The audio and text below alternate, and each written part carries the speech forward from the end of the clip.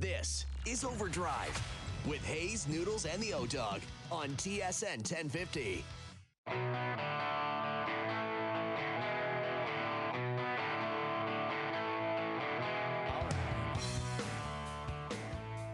right, here we go. OverDrive off and running. TSN 1050 on the TSN app, your home smart speaker. Bryan Hayes, Dave Feschuk of the Toronto Star. What's happening, Dave? What's up, Hayes? British Open, my favorite time of year. Up early with the coffee, watching the action at Royal Liverpool. How good is this?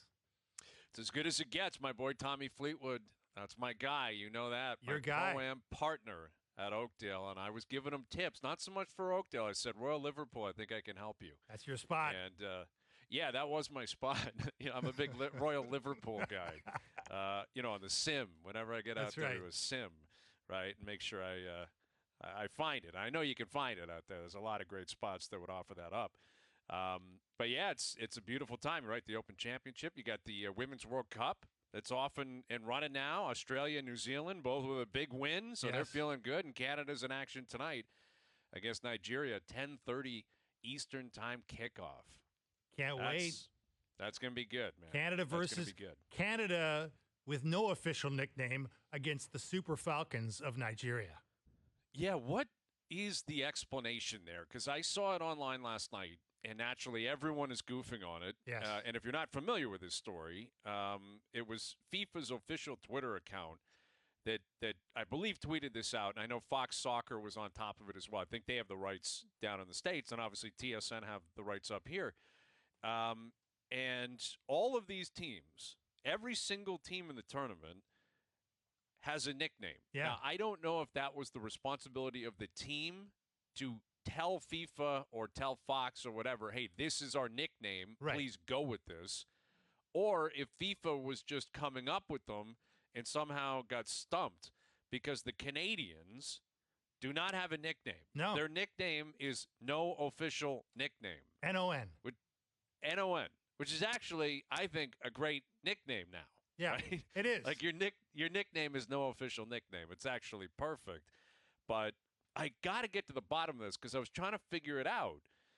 It doesn't make much sense that FIFA would just not give them a nickname. Yes. Right? Like, go with Canucks. Like, everyone understands that. Around the world, I think.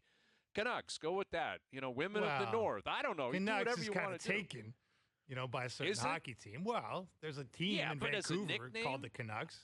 No, I understand that, but the Canadians are known as a Canuck. I don't think that's exclusive to Vancouver. Well, you could call them the Maple Leafs, but there's a team called the Maple Leafs. You could call them the Reds. Anything. Anything.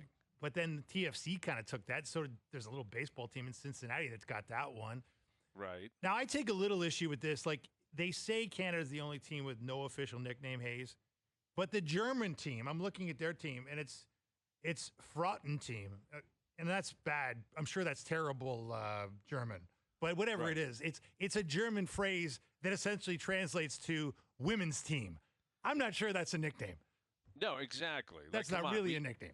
That's not going to apply. And like you look at the Americans, it's Stars and Stripes. Yeah, that's borderline too. But that's what I'm saying. Like that would appear to me as if FIFA said, well, we got to have one for the Americans, Stars and Stripes. So you couldn't come up with one for the Canadians. But if it was the responsibility of the team to put forth their nickname, I guess this would just be one more added item, for Canadian soccer that they have to explain. We got a lot of other problems, including no money. That might be their explanation. We have no money. We're dying here. We simply didn't have time to think of a nickname. We missed the email. We couldn't pay the marketing fee to brainstorm a good nickname, so we just don't have one. Right. We're getting sued. The lawyers are involved in everything, including what we're actually going to name, our team as in terms of a nickname. Exactly. So Clara Hanna will join us in a couple of hours, which will be still a few hours before kickoff, but Clara will join us, from down under, and we'll try to get some sort of an explanation as to why Canada is the only team in the tournament without an official nickname. There's some good nicknames. Like Jamaica's got the Reggae Girls with a Z on the girls. That's right.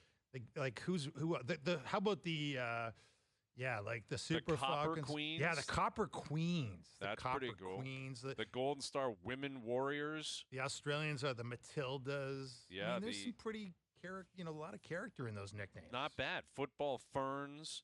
Yeah, that's New Zealand. Yeah, that's New Zealand. Yeah, I think Norway's just the football girls. Yeah. That's what I'm saying. Like if it's gonna just be something lazy anyway, just call it whatever. The soccer girls. I don't know. Give us something. I agree. No official nickname. That's have an embarrassing. identity. Get an identity. Gotta have an identity.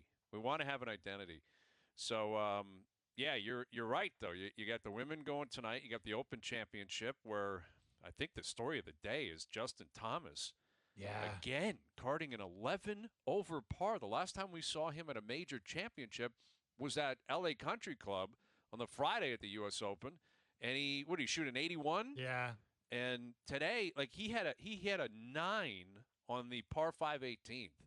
And he was chili dipping chips and it was really gross to watch Justin Thomas. He is rock bottom right now. He can't be healthy. I don't know. Something's got to be up, Something's man. wrong. And I said, we got into this, and I, a month ago, and I said, I don't think he's a lock to make the Ryder Cup team. No, not right now. Well, was incredulous, and I understand his history there. He's captain of, I don't know, he and Spieth, and he and Tiger in recent years or past years, and Justin Thomas gets so hyped, and he loves being there and representing his country, blah, blah, blah.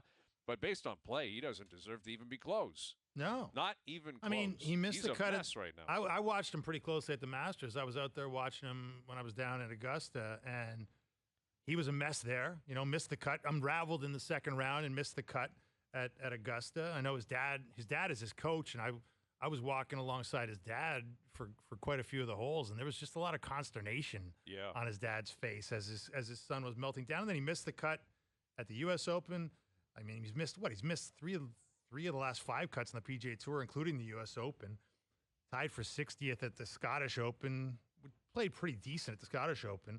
Broke 73 times and shot a 73 in the 4th round. But yeah, there's something not right with Justin Thomas. No, he's too good to be in that situation. So our friend Laurence Applebaum will join us later this hour. He's over there, of course, for Golf Canada, but he's there at Royal Liverpool. Only 2 Canadians in the field. So we'll get you an update on day 1 of the Open. The Jays just wrapped up their afternoon game against the Padres. They ended up winning 4-0, so they did get a game in this series, and it was a gettable series. The first game of this series, that was the Manoah story, and Manoah gets blown up. They also left, 19 batters on base, Crazy. Or runners on base. It was something absurd, the amount of guys Insane. they left on base the first night of this series.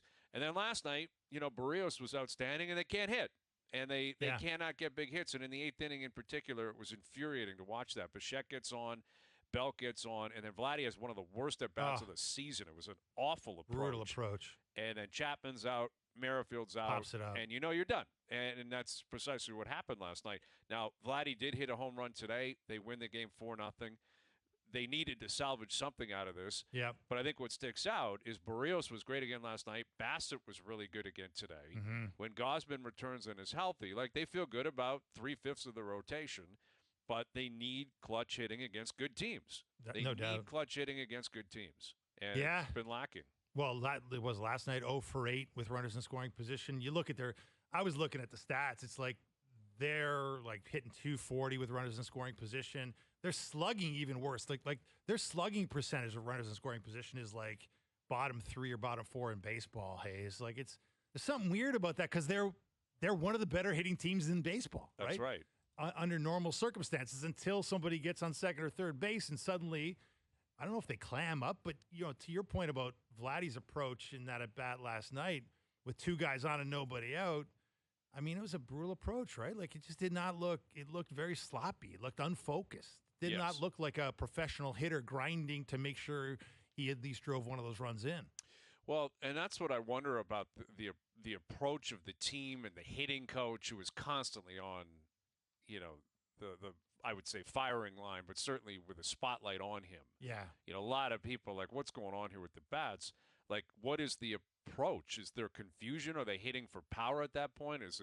Are they just hitting to get on base? Are they shortening their swings? Are they going up there and being too aggressive? I'm not sure what the explanation is or what the marching orders are, but we're well into the season, and it's been a consistent issue all year. And again, today they got some hits. They got great pitching again, and they take 1 of 3 against San Diego. I think another part of the storyline here, which I was amazed by watching it last night and checking in on it this afternoon, is the amount of people that are going to these games. Yeah. They have to be dancing in the street down at Rogers and down with the Blue Jays, right? Because we discussed this a lot. When they were investing money into the Dome, what's that going to be worth in terms of ticket sales? And I think this is an example of it. You're talking midweek against the National League, and they sold out 3 games. Saw Rob Longley tweet out they had just a shade under 130,000 people go through there in a 3-game series against San Diego. It's crazy. Like that's says something about what the approach should be in terms of spending, in terms of being hyperactive. And it's not that they're cheap. Like, they spend money. Oh, yeah. They do, and they have for years. Like, this isn't a payroll issue. But in terms of being willing to go above and beyond, and maybe the bigger picture of 10, 15, 20 years from now, the idea of replacing the stadium. Like, this is a good kind of example of what you're likely going to get, where people, I think, know they're a good club. Yeah. It's a great thing to do in the summer. You had beautiful weather today, dome open, all that kind of stuff. But also, I think a lot of people are genuinely curious about what's going on down at the park with all the money that they've invested.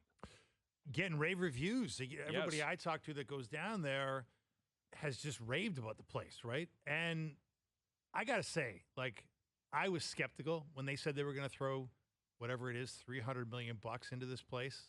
It seemed to me like the ultimate lipstick on a pig misspending, because to me, it seemed like how do you turn a grim concrete cave into something really good?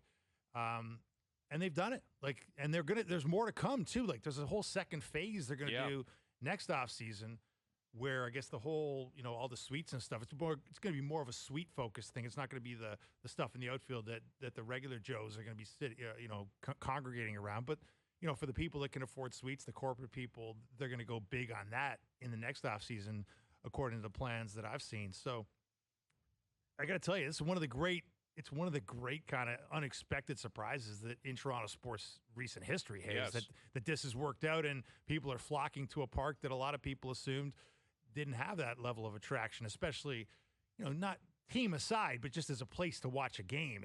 It never rated as anything beyond kind of a place you put up with that was okay when the Dome was open. Right, exactly. It was not what drew you in. No. Like it did in 1989 and throughout the early parts of the 90s and mid-90s, but it aged quickly, and it always is going to coincide with how good the team is and how much hype is around the team. And it's a good team. They're a playoff team, and there was a fair amount of hype coming into the season. So I'm sure you're going to see that in terms of ticket sales and projections. But I have no doubt that, like, selling out a series against San Diego is there's a fair amount of people that are like, I've been dying to get down there. And if you're looking at tickets, like, weekend tickets are very difficult to get. Yes, they are. They're very difficult to get. There's always the secondary market, but you're going to get gouged if you're going to go down that road. And I'll tell you what, hot button item right now. I'll tell you what, city. man. I know a pal of mine works at one of the hotels downtown, and he was saying, like, U.S. tourism is back in a big way. Like, the Americans are back here in a big way. They love coming here because it's like discount vacation, right? Because the U.S. dollar is worth quite a bit more than ours, and the prices up here are really affordable for Americans, right?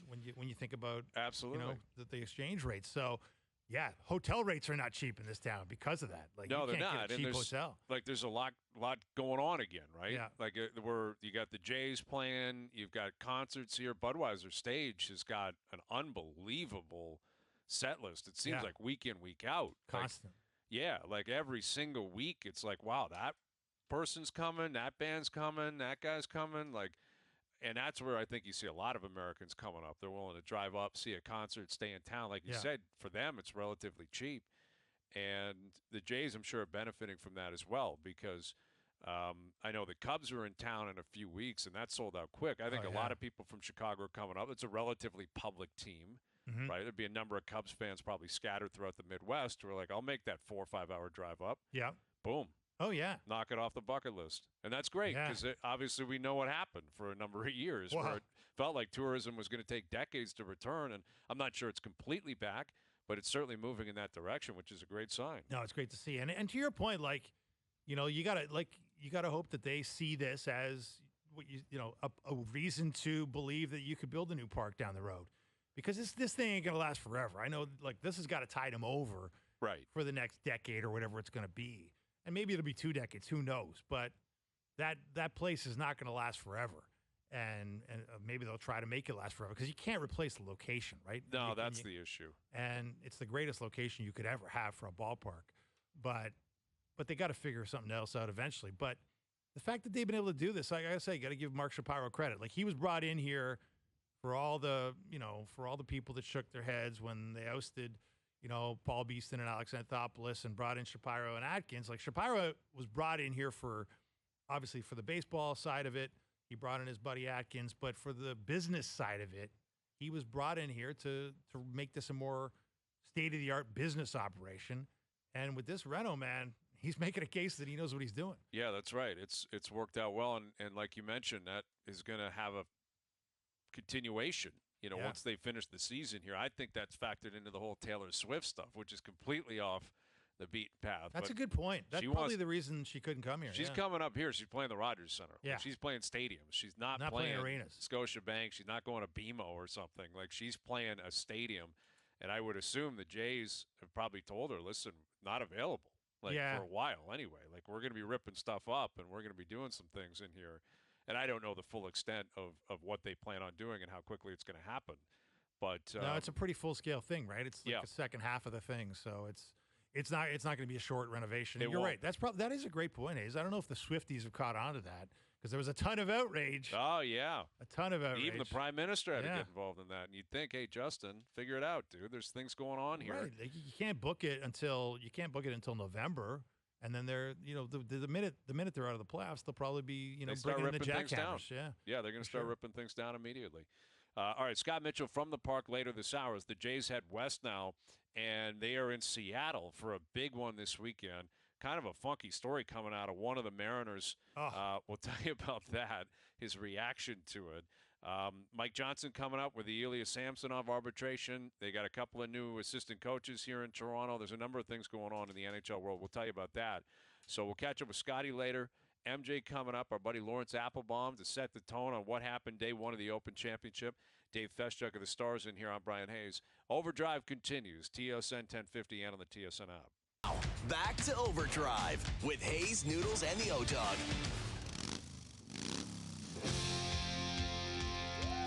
All right, Overdrive continues, brought to you by FanDuel, bringing you everything from the opening line to the final score. Scott Mitchell later this hour, our Jays reporter. Jays winning 4-0 over the Padres earlier today. Chris Bassett with another really quality start. Now they're off to Seattle. So catch up with Scotty from the park a little bit later on. Get his breakdown of the game today, the series in general. The Padres team is so talented. There's no reason for them to be as awful as they are. It's bizarre. In terms of their record, anyway. Yeah. Right. No, it makes no sense. It's an all-star team. I mean, it really is. And they just haven't been able to put it together. It's wild. Yeah. Like, they go Tatis into Soto into Machado. Like, and that's their 2-3-4. They're 46 and 51. Just shouldn't be. No, they got maybe the most dominant closer in the game when he's on. Yeah. It's wild.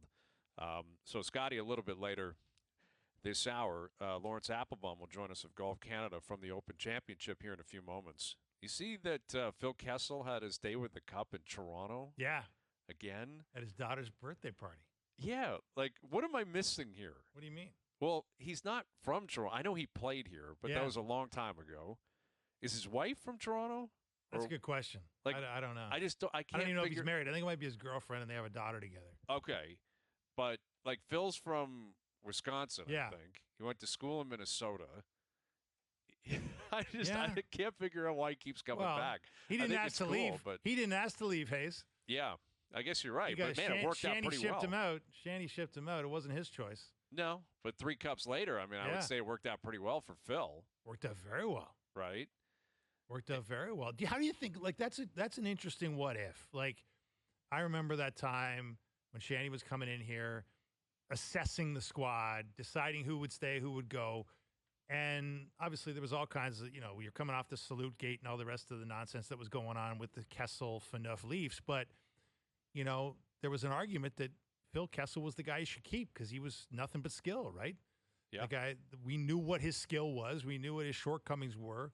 And the idea that he could be a huge component to this team in the Matthews, Marner era was undoubtable. And yet they decided that they wanted to go a different direction. They didn't want the influence of certain players to be sort of pushed on the young guys they were bringing in, right? Yeah, I have to believe that was Babcock pushing that more than almost anyone else. Yeah. That it can't happen. Right. Like I'm changing everything here, the way I operate, and I can't have Phil as a part of that. And another amazing part of what Kessel represented here was he signed an 8-year deal, I believe at $8 million per. That's right. And that was 8 years ago. Yeah. And we're still talking like William Nylander should be around 8.5. I know. 8.75. And like Phil at his best, better than Nylander, but similar to Nylander. Yes. Right? Like a good second line right winger. Not the man, can't be the man, won't be the man, but if surrounded by the right pieces, can score 40 and be really an electric player. Mm-hmm. And it says more about the pandemic and the last 3 years and how things have gone for the NHL and the way they've decided to operate in terms of that cap, that you're still in this position where nothing's changing. Mm-hmm. And maybe it speaks to the Leafs overpaying Phil at that point, probably. Yeah. And miscasting him, right? It was really about role and maybe a little bit of an overpayment. A really, really nice negotiation by Phil and his agency. Worked out pretty well. Pretty well. But the point, but that was the point. The point you brought up, Hayes, is that in retrospect, we've seen what a weapon Phil can be.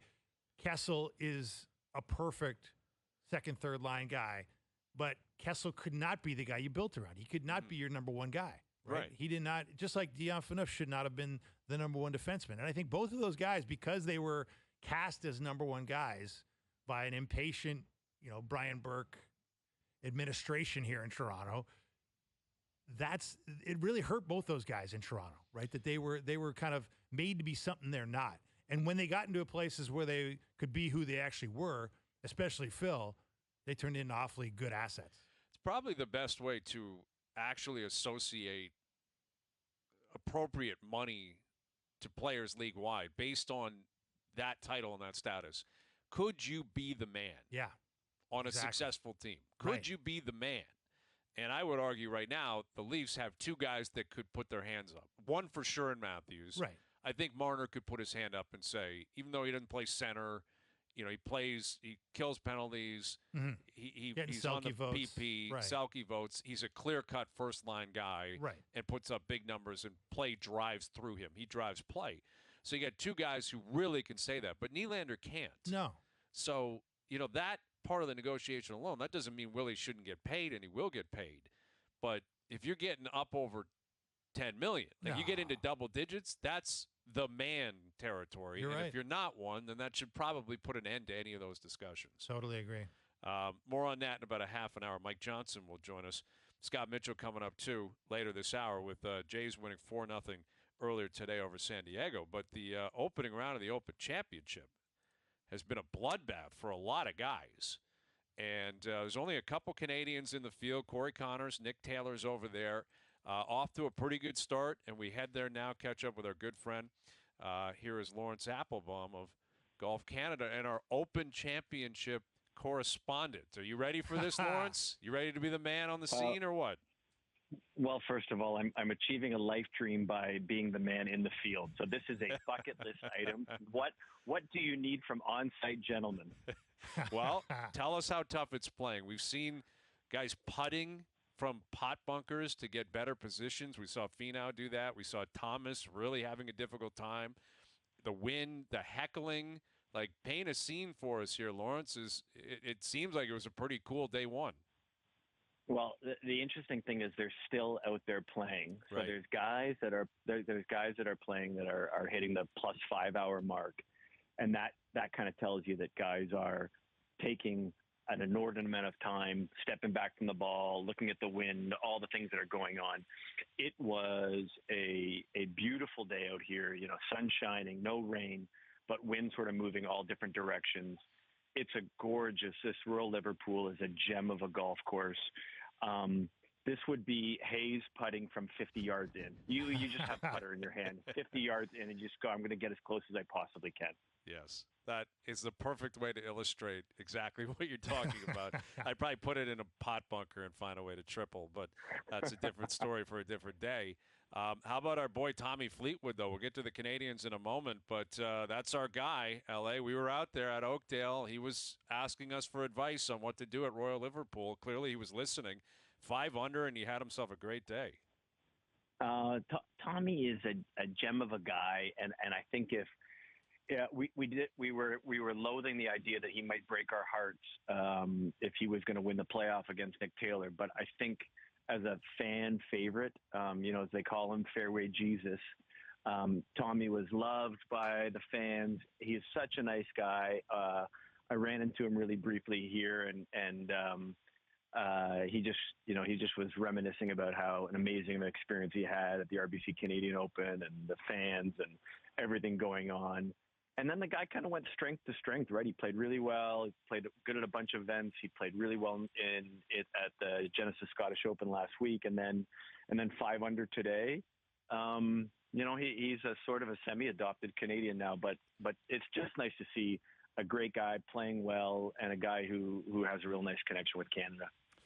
So wouldn't that be something, Laurence, if Tommy Fleetwood got Canada'd by his opponent Nick Taylor in Canada at the Canadian Open? Wouldn't it be something if he could win his hometown event? He grew up 20 miles down the road, I guess, and played Royal Liverpool occasionally as a junior. What do you make of the sort of hometown rooting interest there? Do you feel the support for him in the crowd?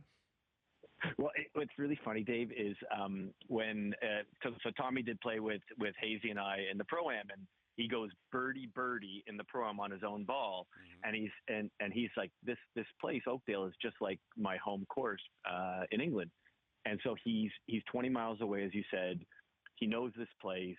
He knows how it kind of rolls. He looks super comfortable, and so I think there's a lot of people that would celebrate if Tommy Fleetwood would make it through.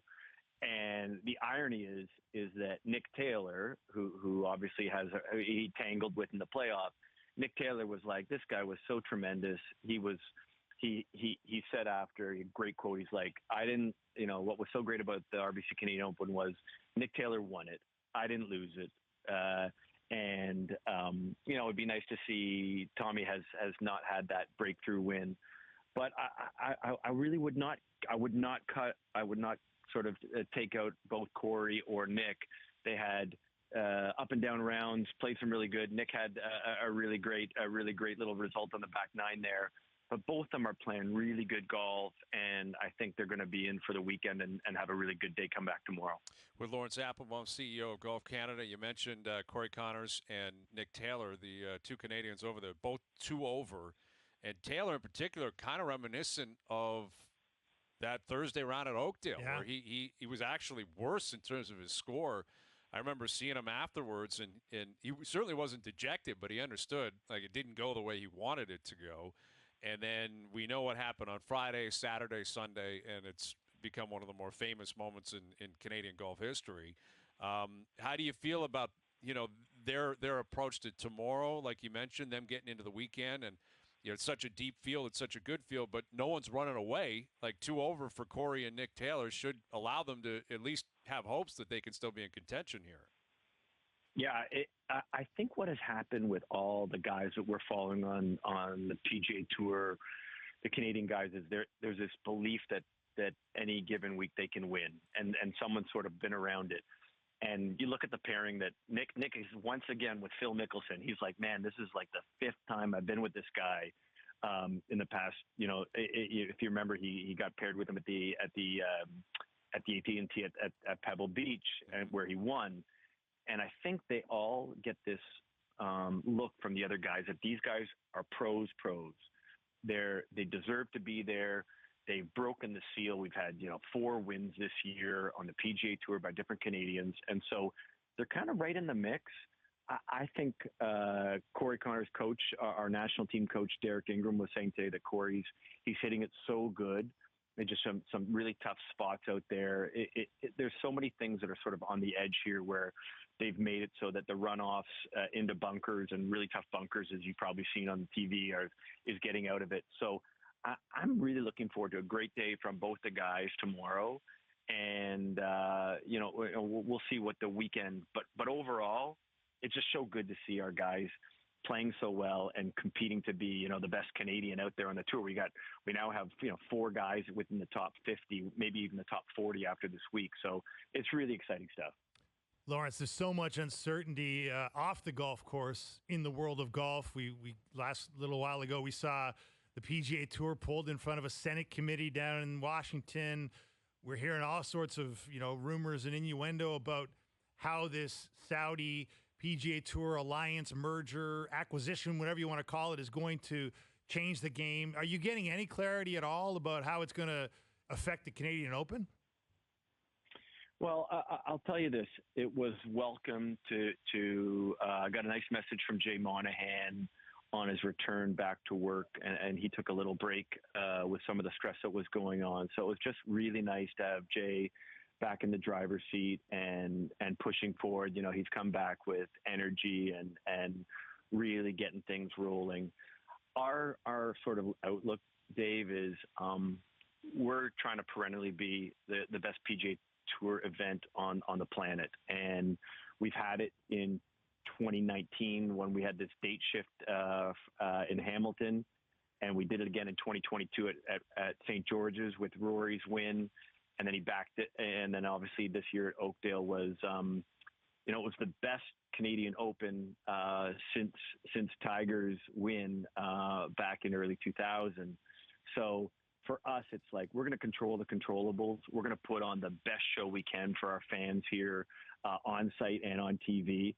And it's incredible how many people have come up and they say, man, that guy got tackled so bad.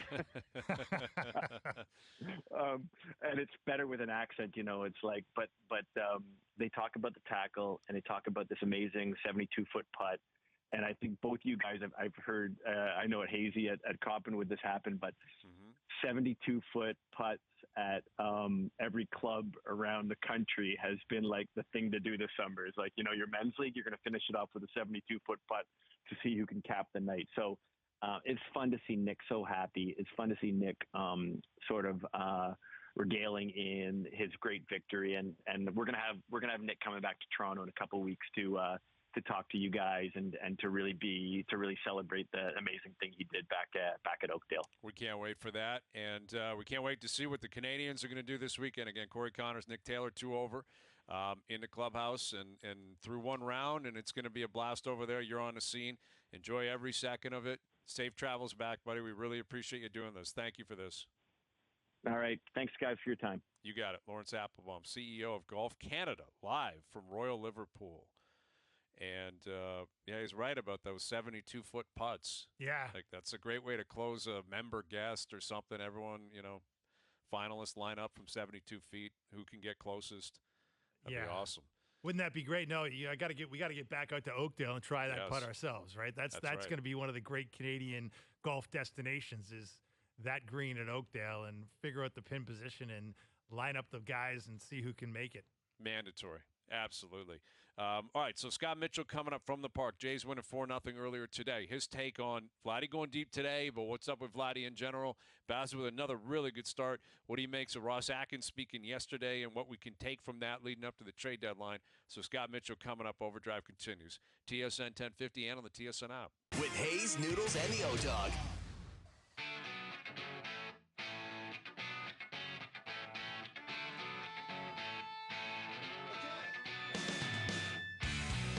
All right, Scott Mitchell coming up. Jays winning 4-0 earlier today. They're on their way to Seattle. Jared Kelenic will not be an issue for the Jays. Right? They don't have to game plan for him because the Mariners outfielder struck out, kicked a water cooler, broke his foot. Oh, my God. See you later. How about that? That one like, I get it. You're heated. You're pissed off. How can you predict that a water cooler is going to break your foot too? Well, that's a good point. You're right. Like it's bad luck to a certain degree, right? Like, what are the odds that you kick something, you break a foot? I mean, yes. Not very good. But on the other hand, did you see his teary press conference with the reporters? I mean, this guy was upset about it, man. Like, he was upset. It's really difficult to explain. Like, injuries are a part of sports, but when it's self-inflicted, right, you really do probably feel silly. Like, he's probably embarrassed. I think you have to be. Yeah, I think you have to be. And obviously the Mariners have they've had a down season based on expectations. Yeah. They're kind of hovering around 500. So that's probably a part of it too. Like, you're into late July, you're thinking, okay, we really got to get cooking here as a team. And maybe he loves the idea of all these Toronto fans rolling in too, right? He doesn't want to miss that series. All the Blue Jay fans taking over Seattle. Blue Jay fans who will not be buying merchandise in the Mariners team shop. No, not in the park. Not allowed. How lame is that? It's ridiculous. Come on. It's ridiculous. But listen, it happens. Protests happen. Fans get uproar. It was the players. Players it seemed like the social really media of the pissed off. players they were angry that there were Blue Jays jerseys on sale in the Seattle Mariners team shop. Yeah. Guess what, guys? The Mariners get the money. Like, it's good for you to sell the other team's jerseys, fellas. Money is money. Yep. And Blue Jay fans are going to invade. It's going to happen. It's always a fun weekend when the Jays hit Seattle. They won earlier today 4-0 down at the Dome, and it's a sold-out park for an afternoon game against the San Diego Padres. Here's Scott Mitchell, our Jays reporter. We were talking about that earlier, Scotty, that almost 130,000 people went through the Dome over the last 3 days. That's incredible for midweek against a National League team. Yeah, 100%. I think it's going to be interesting to see what the crowds look like in August, September, because last year, if you'll remember, I mean, people were talking about how it kind of wasn't as packed as 2015, things like that. I think, maybe we're past that, pandemic lull of, live sports, especially, selling at 43,000. So, yeah, good crowds. That San Diego team is much better than their record, and to get one today to, go out on the road on a high note is big for this Jays club because, every win, every loss is huge, no matter kind of how much you want to look at still kind of how early it is. And, over, 62, 63 games left. But, they feel good about where they're at. I just walked out of the Vladdy scrum. He was talking about the fans in Seattle, and these guys are pumped to get out there and have that little home field advantage. Yeah, you mentioned Vladdy. He hits a big home run today, and I would suggest he needed that. I mean, he's hitting some home runs at home all of a sudden. We know a couple of weeks ago he still hadn't done that. I think he's hit a few over the last, 11 or 12 home games. But last night, his at-bat in the 8th inning was awful. It was an awful at-bat. And, where are you at with Vladdy? It feels like we bring him up all the time naturally because of who he is and what he's about. But there's an example, 2 on, no out. They're down a couple runs, and Vladdy can't even push the rally forward. It's so frustrating. And yet you see him today, you're like, that's the guy. That's the guy you're waiting for to finally break out.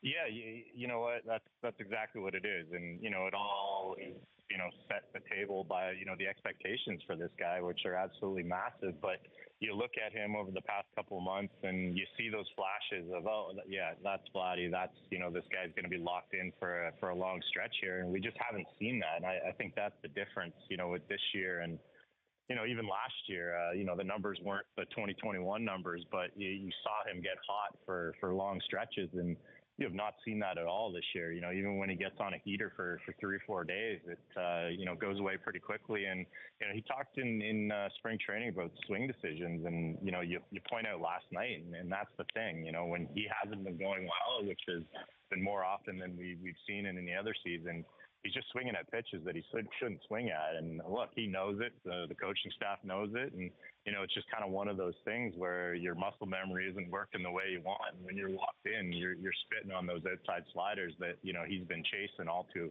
often. And, I think the difference that I've noticed this year, he's chasing up in the zone more often than you've seen before and kind of swinging and missing at those pitches. And, look, I'm on the train of we're going to see one of those locked in scenarios where, for 3 or 4 weeks, major league pitchers cannot get him out. And, I think that's one of the reasons why, if you want to be glass half full about this second half of the season, I think a couple guys are probably due for that. And, Vladdy's culprit number one. The numbers aren't where they need to be. And, they have a tendency to end up where, these stars are supposed to be. And I think, that 2 or 3 week run for the Blue Jays, if it's down the stretch, that's going to be a real good thing for this club. Scotty, we had Rich Griffin on the other day. We were talking about what's ailing Vladdy, and he made a point that I hadn't considered lately, and his point was, look, it's partly on Vladdy, but it's also on the rest of this lineup to be a threat with runners in scoring position. Because if nobody else behind or in front of Vladdy is, striking fear in the hearts of opposing pitchers as real threats, Vladdy's not going to see the kind of pitches Vladdy wants to see in clutch time, with runners in scoring position in high leverage situations. What do you make of that? And maybe who would you point to if you were in that line of thinking? Who would you point to that needs to pick it up to help Vladdy? Yeah, no, there's definitely truth to that. And, I kind of wrote the other day, it's, the supplemental offense down in the order just hasn't been there at times this year. And that's kind of been the difference between this offense and the one you've seen the past couple of years. And you go back to 2021, they led the league in home runs. I think they were, third or fourth in runs per game. Last year, I think they were, top 7 in runs per game. And this year they're 15th or 16th. And the difference really is, the guys, like you said, kind of hitting in that middle of the order right behind those big boppers. And it's, Alejandro Kirk, who obviously had a nice swing today. That guy, is way overdue to go on one of his heaters, and his numbers are just completely, flipped from a year ago when he was an all-star. And, the other 2 guys you can look at, Dalton Varsho, this guy was brought in to be that lefty bat they envisioned, in the 4-hole, in the 5-hole, being that guy that can, clean up all those ducks that Vladdy and Bo, don't cash in. His numbers are kind of stunning for me this year. And, he just hasn't brought it with the bat, hasn't been able to find it at all this year. Defensively, great addition, but, you want more out of him offensively. And then, Matt Chapman had a scorching hot April and has almost been invisible since. So, that's the group right there, that why this offense isn't as good as before. And yeah, why would you pitch to Bo or Vladdy when those guys kind of behind them have been scuffling as much as they have been? And, you look at the flip-flop of Vladdy and Bo, and, that was the reason. Vladdy was getting some pitches early in the year, and, you got Bo up there, and, you flip-flop those. Which one are you going to pitch to?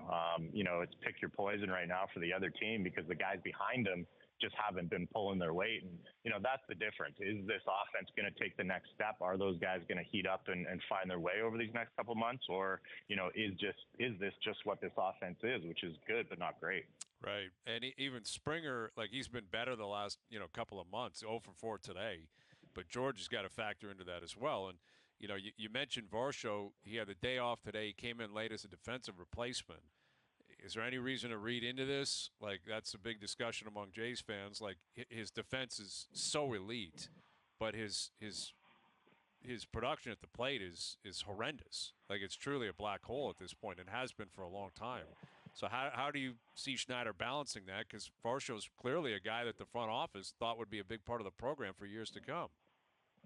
Yeah, look, out of the lineup today, he just can't hit lefties. Hasn't hit a home run against a lefty this year. And, I tweeted this out, I think, 3 weeks ago, and it still rings true. Brandon Belt, Dalton Varsho, Kevin Kiermaier have not hit a home run against left-handed pitching this year. And, you look at Varsho, he's been better in the past. But, yeah, there's days where you're getting nothing offensively out of him. And, look, this goes back to spring training as well. There's been a clear need for a right-handed bat, a guy that can mask left-handed pitching, where you can sit one of Kiermaier, sit one of Varsho, and kind of mix and match a little better for that. And they've brought up Jordan Luplow, who has a history of hitting left-handed pitching pretty well. And, he had a couple knocks today, the early one to get them on the board. So that kind of worked out well. But, when you look at offensively what this team needs at the trade deadline, it's a right-handed hitter that can kind of spell and mix and match with those guys, because when there's a lefty on the hill, you're giving away free outs, essentially.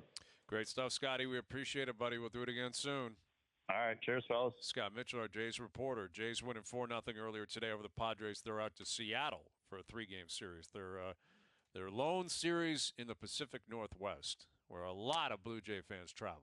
A lot of them travel. That's a great atmosphere. It's always a fun weekend. Yeah, even though it's a late start, it's always a fun weekend. Jays hitting the road here, and then they head down to L.A. The Dodgers will be waiting for them. They got a tough schedule coming up. Baltimore's coming up soon. That's going to be a massive series. Oh, yeah. Baltimore last night, the only team in the AL East that won a game. Incredible. Yankees lost again. Boston lost again. Tampa lost again. You just keep waiting for Baltimore to fall off, and they're just not doing it. They're not really doing it right now. No. All right, hour 2 coming up. Mike Johnson will join us. His take on the Ilya Samsonov contract situation. The 2 new assistant coaches here in Toronto. Some reports out there, rumors out there. The NHL, PA really working towards getting to the Olympics in 2026. Might bring that up as well with Johnny. OverDrive continues. TSN 1050 and on the TSN app.